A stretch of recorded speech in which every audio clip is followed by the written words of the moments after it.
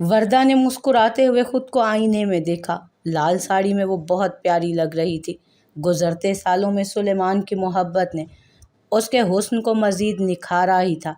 आज वो सुलेमान के साथ उसके एक बिजनेस इवेंट पर जा रही थी, इसलिए वो काफ़ी देर से तैयार उसका इंतज़ार कर रही थी। अपने पीछे से सीटी की आवाज़ सुनकर वरदा ने पीछे देखा तो नज़र 12 साला फरजाम पर पड़ी, जो सीने पर हाथ बांधे खड़ा था। आज तो लगता है मेरे बाबा जान से जाएंगे। वरदा ने उसे घूरा, लेकिन फरजाम ने कहाँ कभी किसी बात की फिक्र की थी।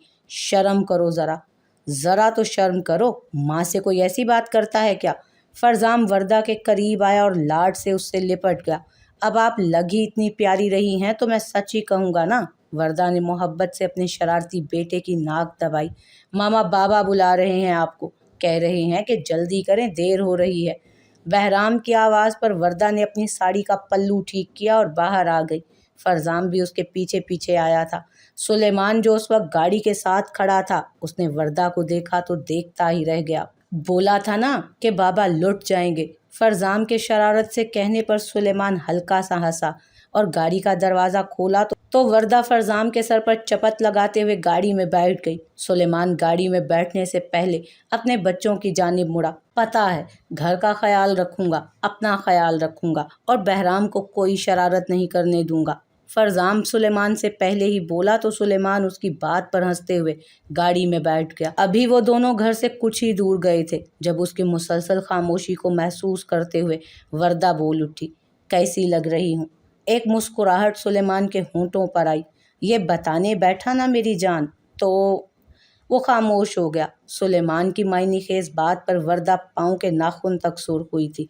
बहुत बेहया होते जा रहे हो तुम, क्योंकि तुम मजीद हसीन होती जा रही हो। सुलेमान ने भी ईंट का जवाब पत्थर से दिया, लेकिन फिर वरदा के घूरने पर कहकहा लगाकर हंसने लगा। यूं ही अपनी खुशियों में खोए वो दोनों अपनी मंजिल तक पहुंचे। सुलेमान वरदा की कमर में हाथ डाले उस शानदार महफिल में दाखिल हुआ और उसका अपने जानने वालों से तारुफ करवाने लगा। सुलेमान, मैं फ्रेश होकर आती हूँ। सुलेमान ने मुस्कुराकर इस बात में सर हिलाया तो वरदा वॉशरूम की जानिब चल दी। अभी वो कुछ ही दूर गई थी जब अचानक उसकी टक्कर सामने से आने वाले किसी आदमी से हुई। I am so sorry. वरदा ने निगाहें उठाकर उस आदमी को देखा तो अल्फाज मुंह में ही अटक गए। उस वक्त जो शख्स उसके सामने था वो कोई और नहीं था, उसका अपना साबका शोहर अल्ताफ़ हैदर बेग था, उसके बच्चों का असली बाप। हैदर? वरदा ने हल्के से कहा और उसे वहां देखकर अल्ताफ़ की आंखों में भी हैरत ही उतरी थी। उसने बेसाख्ता वरदा को सर से लेकर पैर तक देखा, जो इतने सालों में पहले से भी ज्यादा हसीन हो चुकी थी। वरदा! सुलेमान की आवाज़ पर वरदा का अटका सांस बहाल हुआ और वो अल्ताफ़ से ध्यान हटाकर सुलेमान को देखने लगी, जो उसके करीब आ रहा था। क्या हुआ darling, is everything all right? Suleman ने वरदा की कमर में हाथ डालते हुए पूछा और वरदा ने बमुश्किल हाँ में सर हिलाया। सुलेमान की नज़र अल्ताफ़ पर पड़ी तो मुस्कुराकर उसने अपना हाथ अल्ताफ़ के सामने कर दिया। कैसे हो दोस्त? अल्ताफ़ ने भी अपना हाथ सुलेमान के हाथ में दिया, लेकिन नज़रें मुसलसल वरदा पर थीं। वरदा, ये मेरे दोस्त और बिजनेस पार्टनर हैं अल्ताफ़ हैदर बेग, और अल्ताफ़ ये मेरी प्यारी सी बीवी वरदा खानज़ादा। सुलेमान की आंखों में उस मोहब्बत को अल्ताफ़ ने चुभती निगाहों से देखा। बहुत खूबसूरत हैं। सुलेमान की मुस्कुराहट गहरी हो गई। She is more than beautiful, she is my life. Altaf अब अपनी मुठ्ठियाँ भींच चुका था और वरदा बस उस शख्स की नज़रों के सामने से गायब होना चाहती थी किसी भी तरह।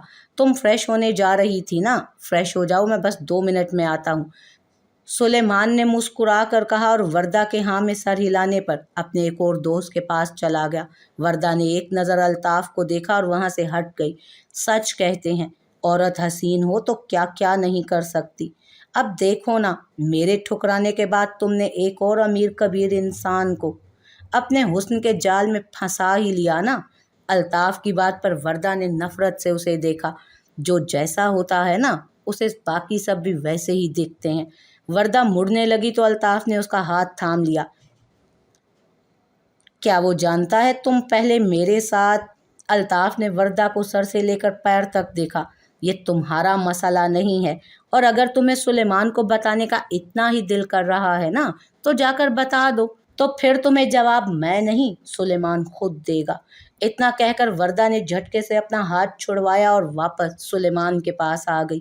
ابھی وہ الطاف کی نظریں خود پر گڑی محسوس کر سکتی تھی۔ سلیمان پلیز گھر چلیں، I am not feeling very well here. Warda کی بات پر سلیمان نے پریشانی سے اس کی طرف دیکھا اور ہاں میں سر ہلا کر اپنے ساتھیوں کو الوداع کہتا باہر کی طرف چل دیا۔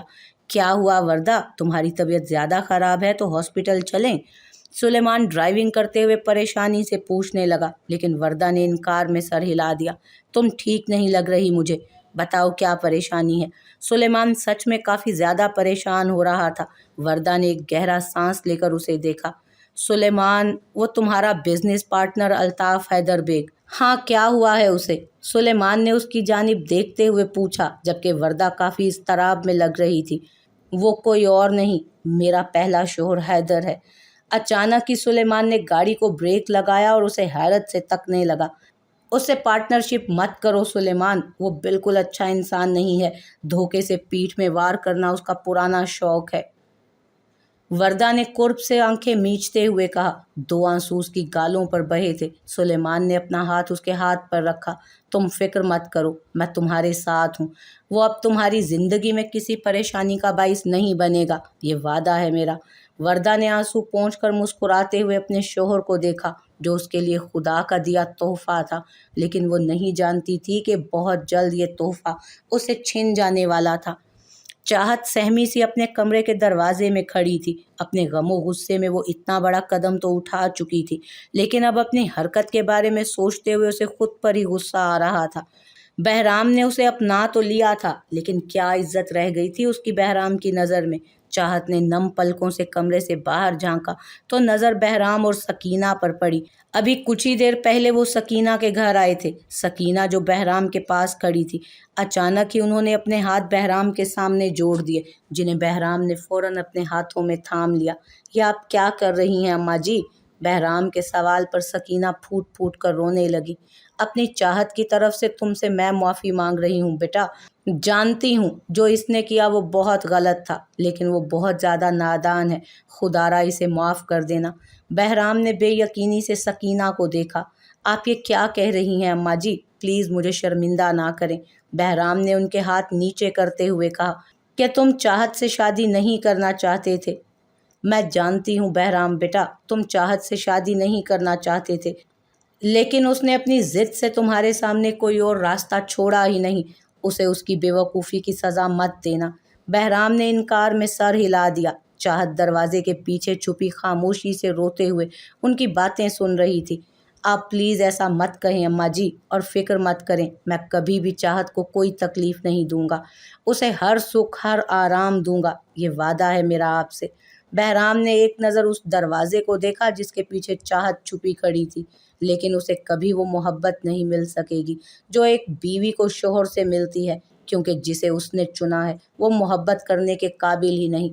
بہرام کی بات پر چاہت کو لگا کہ اس کی دھڑکنیں رک جائیں گی۔ میں باہر گاڑی میں انتظار کر رہا ہوں، آپ چاہت کو لے کر آ جائیں۔ بہرام اتنا کہہ کر وہاں سے چلا گیا اور چاہت اپنے منہ پر ہاتھ رکھ کر اپنی سسکیوں کا گلا گھونٹنے لگی۔ پھر اس کی نظر سکینہ پر پڑی جو کمرے میں آئی تھی، لیکن چاہت کو نظر انداز کرتے ہوئے اس کا ضروری سامان ایک بیگ میں رکھنے لگی۔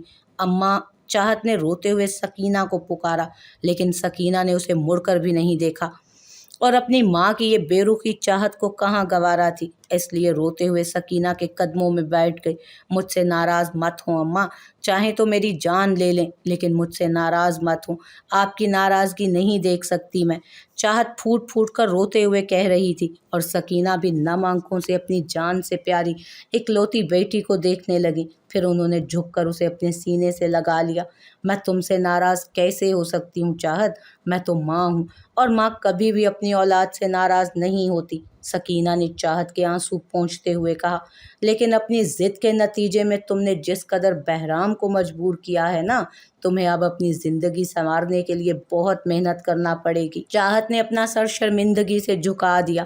رشتے مذاق نہیں ہوتے بیٹا، اور اپنی ضد میں تم نے بہرام کو خود سے بدگمان کر دیا ہے۔ اب تمہیں بہت صبر سے چلنا ہوگا۔ چاہت نے اس بات میں سر ہلایا۔ میں تمہارے لیے ہر وقت دعا کروں گی کہ جو کانٹے تم نے اپنی راہ میں خود بچھائے ہیں، اللہ تمہیں ان پر چل کر اپنی منزل تک پہنچنے کی ہمت دے۔ سکینہ نے اس کے سر پر ہاتھ رکھ کر کہا اور پھر سے اس کا سامان پیک کرنے لگی۔ سامان پیک کرنے کے بعد انہوں نے ایک چادر چاہت پر اوڑھا دی۔ تمہاری رخصتی کے بہت خواب دیکھے تھے میں نے، لیکن شاید قسمت کو میرے خوابوں کا پورا ہونا منظور ہی نہیں تھا۔ چاہت بہتی آنکھوں سے اپنی ماں کو دیکھنے لگی۔ لیکن اب جس زندگی کو تم نے قسمت سے لڑ کر چنا ہے نا، اس میں خوش رہ کر میرا دوسرا خواب ضرور پورا کر دینا۔ اللہ تمہارا حامی و ناصر ہو۔ سکینہ کے ایسا کہنے پر چاہت ان کے گلے سے لگ کر پھوٹ پھوٹ کر رونے لگی۔ سکینہ نے بھی اپنے آنسوؤں پر ضبط کرتے ہوئے چاہت کو اپنے ساتھ لگایا اور اس کا سامان پکڑ کر اسے باہر لے آئیں جہاں بہرام ان کا انتظار کر رہا تھا۔ یہ چاہت کا سامان ہے بیٹا، مجھے معاف کر دینا۔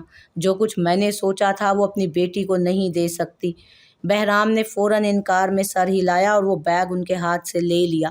آپ ایسا کہہ کر مجھے شرمندہ مت کریں اماں جی، اور سامان صرف چاہت کا ہی کیوں ہے، آپ بھی میرے ساتھ چل رہی ہیں۔ سکینہ نے مسکرا کر انکار میں سر ہلایا۔ نہیں میرا بچہ، میں اپنی بیٹی کے سسرال میں نہیں رہ سکتی، تم میری فکر مت کرو۔ نہیں اماں جی، میں آپ کو اکیلا نہیں چھوڑنے والا۔ چاہت نے بھی اپنی ماں کو دیکھا۔ چلیں نا اماں۔ سکینہ نے دونوں کو محبت سے دیکھا۔ نہیں بیٹا، کچھ بھی ہو جائے اپنی بیٹی کے سسرال میں تو میں ہرگز نہیں رہوں گی۔ تم اپنے گھر میں خوش رہو، میرے لیے یہی کافی ہے۔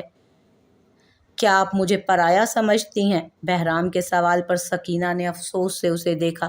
نہیں بیٹا، بس میرے کچھ اصول ہیں، انہیں توڑ کر خوش نہیں رہوں گی، بس مجھے مجبور مت کرو۔ بہرام ان کے ایسا کہنے پر بے بس ہو گیا۔ تو ٹھیک ہے، کل ایک ملازمہ آپ کے پاس رہنے آ جائے گی جو آپ کے ساتھ ہی رہے گی، اور آپ اعتراض نہیں کریں گی اس پر۔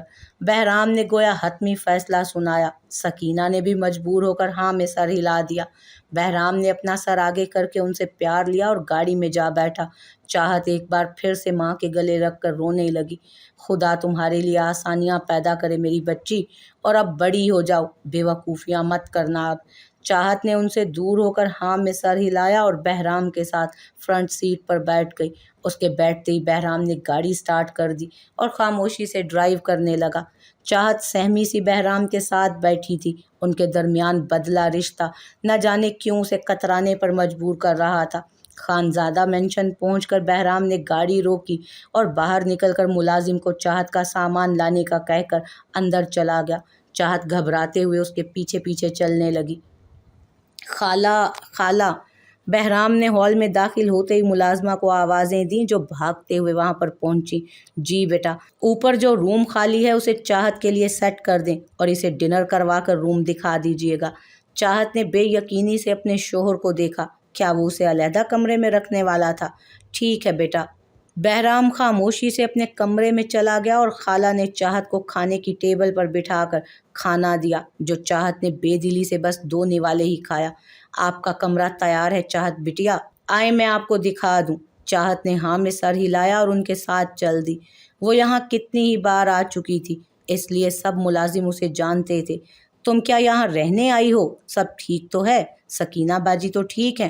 ملازمہ کے سوال پر چاہت گھبرا گئی۔ اسے سمجھ نہیں آ رہا تھا کہ وہ انہیں کیا جواب دے۔ سب ٹھیک ہے، میں تھک گئی ہوں۔ خالہ نے ہاں میں سر ہلایا اور کمرے کی جانب اشارہ کیا۔ کچھ چاہیے ہو تو بلا لینا مجھے۔ اسے کمرہ دکھانے کے بعد خالہ نے کہا اور وہاں سے چلی گئیں۔ ان کے جاتے ہی چاہت کمرے میں آئی جو کافی بڑا اور نفیس سجا ہوا تھا۔ اس محل کا وہ کمرہ بہت خوبصورت تھا، لیکن چاہت کو سب برا لگ رہا تھا کیونکہ وہاں اس کا شوہر جو موجود نہیں تھا۔ خان جی نے مجھے یہاں کیوں بھیجا؟ شادی کے بعد تو بیوی اپنے شوہر کے کمرے میں رہتی ہے نا، ہر ناول میں تو ایسا ہی ہوتا ہے۔ چاہت اپنے ہاتھ ملتے ہوئے بڑبڑانے لگی۔ ہاں تو وہ مجھ سے ناراض ہے نا، اسی لیے شاید انہوں نے ایسا کیا، چاہت نے پریشانی سے کہا اور پھر بیڈ پر بیٹھ کر رونے لگی۔ وہ تو پہلے کبھی مجھ سے ناراض نہیں ہوئے، مجھے تو پتہ ہی نہیں کہ انہیں کیسے مناؤں گی، چاہت نے بے بسی سے کہا اور کچھ سوچ کر اٹھ کھڑی ہوئی۔ تمہارے شوہر ہیں اب وہ چاہت، پیار سے مناؤ گی تو مان جائیں گے، اب یہاں بیٹھنے سے تو ماننے سے رہے وہ۔ چاہت نے جلدی سے آئینے کے سامنے جا کر خود کو دیکھا۔ اپنی بگڑی حالت دیکھ کر جلدی سے منہ دھونے چلی گئی۔ منہ دھو کر اس نے تولیے سے خشک کیا اور سر پر اچھی طرح سے دوپٹہ لے باہر کی طرف آئی۔ رات کافی ہو چکی تھی، اسی لیے خالی گھر میں کوئی ملازم بھی نظر نہیں آ رہا تھا۔ کتنی ہی دیر وہ بہرام کے کمرے کے باہر کھڑی رہی، پھر ہمت جمع کر کے اس نے دروازہ کھولا اور اندر داخل ہو گئی۔ خالی کمرہ دیکھ کر چاہت پہلے تو حیران ہوئی، لیکن پھر اچانک ہی واش روم کا دروازہ کھلا اور بہرام اپنے گیلے بال تولیے سے رگڑتا واش روم سے باہر آیا۔ ٹراؤزر اور شرٹ پہنے، بکھرے بالوں کے ساتھ وہ بہت خوبرو لگ رہا تھا۔ بہرام نے تولیہ صوفے پر رکھا تو اس کی نظر اچانک سے چاہت پر پڑی، جو دروازے کے پاس کھڑی اسی کو دیکھ رہی تھی۔ تم یہاں کیا کر رہی ہو چاہت؟ بہرام کی آواز میں بہت زیادہ سرد مہری تھی۔ آپ سے معافی مانگنے آئی تھی خان جی، اکیلا چھوڑ دو مجھے اس وقت۔ بہرام نے بے رخی سے اس کی بات کاٹ کر کہا، اور اس کی بے رخی پر دو معصوم آنکھیں پھر سے آنسوؤں سے تر ہوئیں۔ چاہت بہرام کے قریب ہوئی اور اپنے دونوں ہاتھ کانوں پر رکھ لیے۔ جانتی ہوں آپ بہت زیادہ غصہ ہیں، پھر بھی معاف کر دینا خان جی۔ بہرام نے چاہت کو دیکھ کر گہرا سانس لیا، جو کان پکڑے بڑی بڑی کالی آنکھوں سے معافی مانگتی حد سے زیادہ معصوم لگ رہی تھی۔ چاہت پلیز چلی جاؤ یہاں سے۔ اب کی بار چاہت نے منہ بسور لیا۔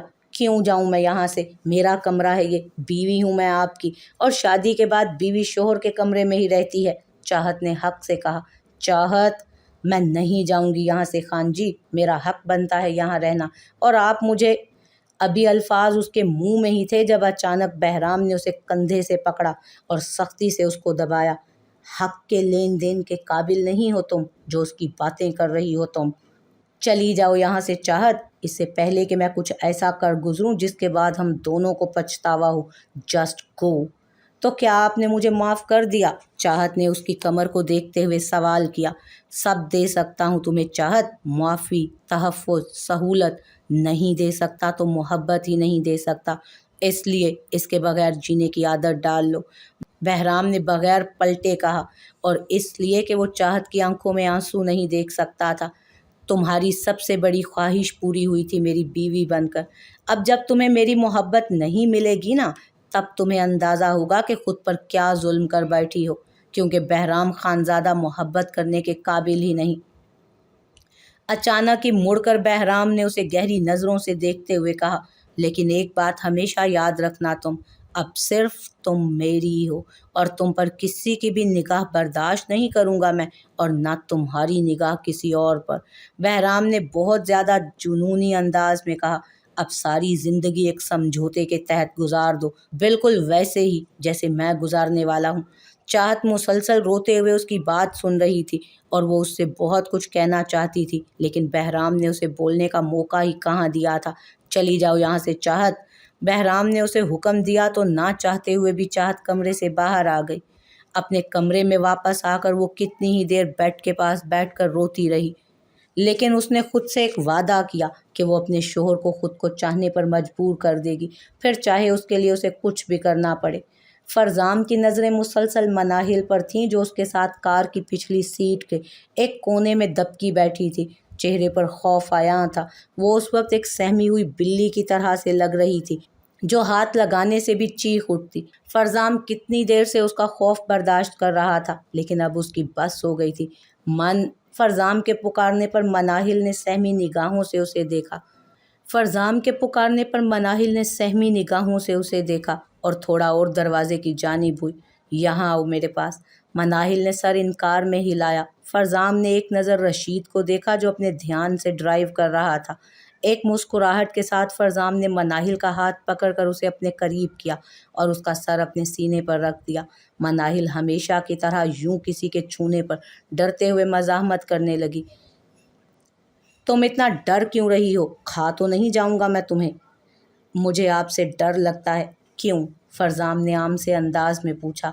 آپ نے انہیں مار دیا۔ فرزام کے ہونٹ مسکرا دیے۔ اس کی معصوم سی جان اپنے گنہگار کی موت سے بھی خوف زدہ تھی، اور اگر ایسا کر سکتا تو میں اسے روز روز زندہ کر کے روز مارتا۔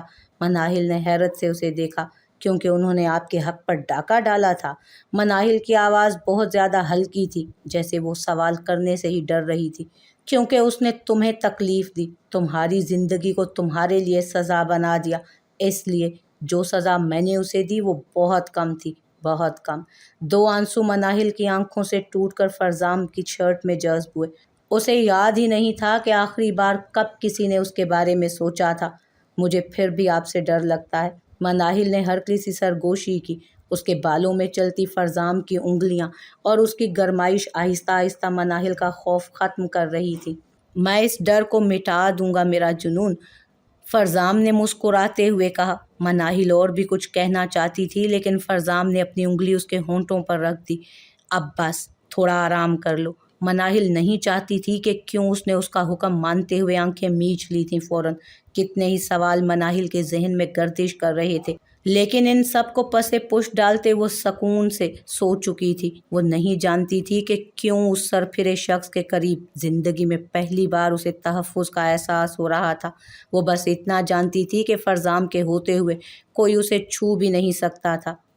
مناہل کو نیند میں محسوس ہوا کہ وہ کسی کی باہوں میں ہے تو اس نے سہم کر آنکھیں کھول دیں۔ فرزام کو دیکھا جو اسے اٹھائی کمرے تک پہنچ چکا تھا اور بیڈ پر لٹا رہا تھا۔ آپ ایسا کیوں کر رہے ہیں؟ میری ناپاکی کی وجہ سے لوگ مجھ سے نفرت کرتے ہیں اور آپ نفرت کی بجائے اتنا پیار کیسے دے سکتے ہیں مجھے؟ فرزام اس کی آنکھوں میں ابھی بھی نیند دیکھ سکتا تھا۔ سو جاؤ تم، بعد میں تمہارے ہر سوال کا جواب دوں گا، فرزام نے مناہل کے بالوں میں انگلیاں چلاتے ہوئے کہا۔ کچھ ہی دیر میں مناہل پھر سے نیند کی وادیوں میں کھو گئی اور فرزام اس کے معصوم چہرے میں۔ فرزام حیرت سے اس حسین چہرے کو دیکھ رہا تھا جو سیدھا فرزام کے دل میں اتر رہا تھا۔ وہ ابھی بھی اپنے عروسی جوڑے میں ہی ملبوس تھی لیکن اس کی جویلری راستے میں ہی وہ اتار چکا تھا۔ یوں سادہ سی اس دلہن کے جوڑے میں خود سے بے نیاز وہ فرزام کے دل کو مزید اس سے چراتی جا رہی تھی۔ کیا تھی وہ لڑکی؟ فرزام نے تو اس کو تباہ کرنے کا سوچا تھا لیکن مناہل کے ان آنسوؤں نے فرزام خانزادہ کو کہیں کا نہیں چھوڑا تھا۔ فرزام خود حیران تھا کہ وہ جسے کوئی لڑکی اچھی نہیں لگتی تھی، مناہل کتنی آسانی سے اسے جنونی بنا گئی تھی، اور اس جنون میں فرزان نے جانے کس حد تک گزرنا تھا۔